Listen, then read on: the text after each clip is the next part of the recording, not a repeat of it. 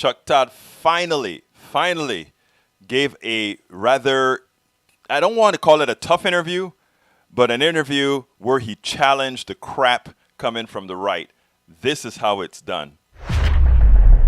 Let me start with something you told the Wall Street Journal. You had said when Gordon Sondland seemed to imply that the frozen military aid was connected to a promise by Zelensky for investigations, you said, at that suggestion, I winced. My reaction was, oh, God, I don't want to see those two things combined. Why did you wince, and what did you mean by those two things combined? Before I start answering all the detailed questions, let me just talk about why I'm pretty sympathetic with what President Trump has gone through. I'm 64 years old.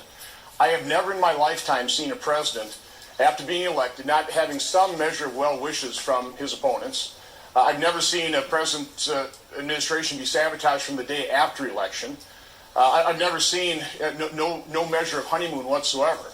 And so what President Trump's had to endure, a false accusation. By the way, you've got John Brennan on. You ought to ask Director Brennan, what did Peter Strzok mean when he texted Lisa Page on December 15, 2016? Senator, quote, Senator, Chuck, let me finish.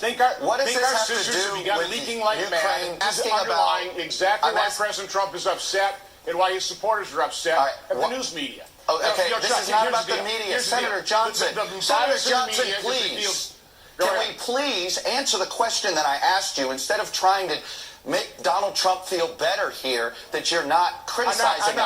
I'm just trying to ask you a simple question of what made you wince. I'm asking a simple question about you clearly were upset that somehow there was an implication that military aid was being frozen because the president wanted an investigation. Why did you wince? Because I didn't want those connected. When I asked the president about that, he completely denied it. He adamantly denied it. So that is the piece of the puzzle I'm here to report today, that unlike the narrative of the press that President Trump wants to dig up dirt on his 2020 opponent, what he wants is an accounting of what happened in 2016. I understand that the way to avoid answering a question is to attack us in the press. I'm well aware of that. You set this thing up totally biased. I could never really get into the full narrative. We don't have enough time to go through all the things I can talk about. Senator, I don't know why you just came on here to personally attack the press and avoid answering questions about what's happened here. Because of your setup, Senator, it's pretty clear we're only dealing with the facts that we have, not the facts that you wish them to be. Ron Johnson said something that must be disputed. He claimed that no other president had come into office and been attacked from the beginning of his presidency. I want to remind Johnson of something. Let's take a look at how President Obama was greeted when he came into office, because let's not allow that narrative about, oh, President Trump was treated badly from the time he got into office. Check this out.